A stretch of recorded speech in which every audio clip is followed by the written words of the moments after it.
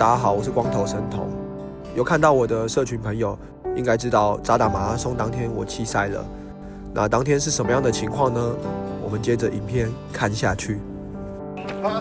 今天来参与渣打马拉松全马，是我第一场的国内的马拉松赛事。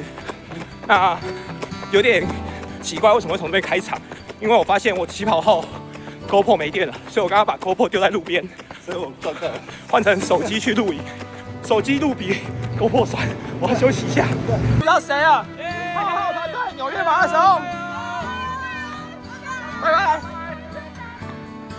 对于第一次参加渣打马拉松的想法其实很单纯，想要送给自己30岁前的礼物。这个时间很刚好，因为渣打马拉松一来是会经过我很长训练的赛道，再来呢，它也是我们 New Balance 的合作伙伴，而且它结合了公益去捐赠旧鞋的活动，以及这个13公里 Parking 的一个进阶活动，所以说跟我们的理念啊很合，所以我愿意就是将自己的手马给我们的渣打马拉松，希望能够好在我们自己的土地上去享受它，没有设定目标，我只要顺利完成就好。世祥，佳美加油！加油加油！其实今天参加渣打马拉松，我觉得算是我身体状况最不好的一次马拉松。一来是台北马前受伤后，然后浴血奋战带空力跑，那隔1个月后又站上渣打马拉松的起跑线。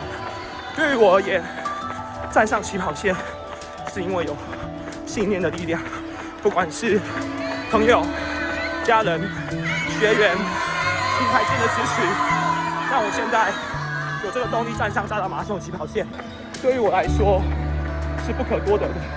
我也很荣幸能成为这些团体的一份子，希望能够稳定的、持续的往前跑。因为现在其实身体是有感冒的，大家应该听得出来，我的声音是有沙哑声的。但一旦站上起跑线，我觉得，我希望我的每一步都是对得起我自己。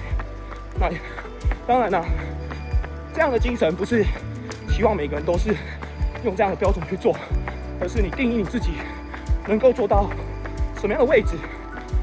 任何的停损点，它不代表的是失败，它代表的是你更认识自己，什么时候喊停，而什么时候可以启动加速。这也是在跑步当中，无论是训练或是比赛，马拉松教会我们的事。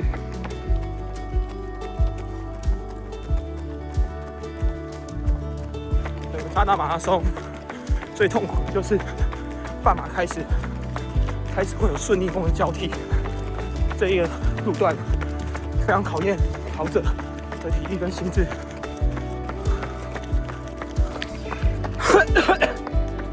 我现在觉得身体快不行了，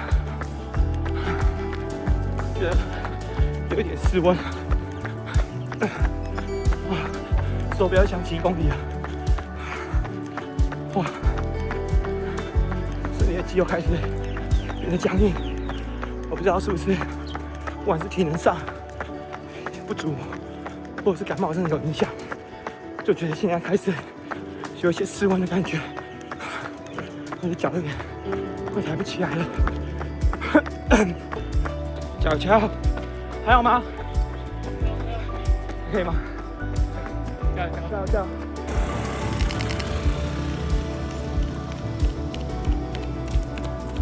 不行，我的感冒，那声音都变了。我们先穿完上好穿，我觉得快失温了。这是渣打马拉松。最后决定弃赛，一来是我觉得我的脚没有在一个可以持续完赛的状态了，因为跑到后段的时候，脚跟还有脚背就开始有点发作起来，然后我会担心说它会不会更严重，因为有之前比赛受伤的经验，所以就觉得格外小心。然后再来是身体状态不是这么的好，因为有感冒。那其实我跑到后面，其实头有点晕，所以现在头是有点烫的，有点半失温这种感觉。觉得有点可惜啊。我没能完赛，只能说是遗憾，并没有怨言，因为这就是比赛的一部分。任何人都有可能会有状况不好的时候。那我们在自己还有意识的时候，能不能去做对于自己当下认为好的选择？因为完赛固然是一个鼓励，但它也不是一个标准。所以对我而言，今天我已经尽了我最大的努力了。我觉得我真的跑到后面已经，如果再跑下去，要么就是倒在终点，要么就是受伤。那可能它是一个运动家的精神，但这样的精神如果被我们自己的本身绑架了，那却也违背了运动家的精神。所以我觉得希望自己能够在下一场比赛顺利的完成。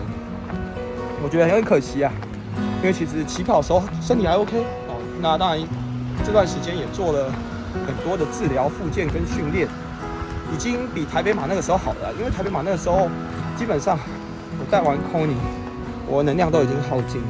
那今天虽然感觉到能量耗尽，但是至少疼痛的压迫感没那么重。可是就是你感觉到它已经开始在诱发了，而且是有痛感的。我自己都会跟学生说，如果你开始有疼痛感，然后是持续在增进的话，那你可能要考虑停下，因为这种状态就是受伤，它只会越来越严重。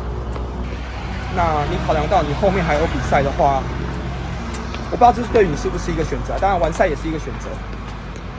哦，等一下我有想。头好痛。那身体却是每个跑者的课题，没能把状况调到最好，也是自己要去检讨的一部分。可能在赛前，不管是训练、生活的安排，都可以再去做一些优化。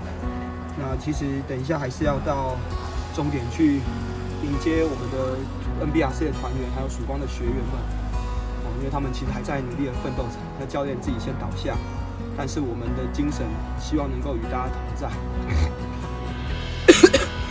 都已经咳到没东西了，喉咙超干的。不知道大家有没有弃赛过啦？我自己也没有弃赛过，这是第一次。就是在赛道中弃赛。我觉得每位跑者对自己都一定有一些期望。那当你没有做到自己的期望的时候，还是会有一些失落。那回过头，我们还是要去检视一下自己的过程，再去做下一次调整。因为马拉松它是一个长时间陪伴着你的运动，它不会是这一场，它也不会是下一场，它也许也不会是你的最后一场。所以我们持续的努力，等下我们去终点迎接大家。应该蛮多半马跑者都已经跑完了，我真的鼻子好不舒服。好烫，人家头超烫。先回终点吧，跳脚痛。走，慢慢走。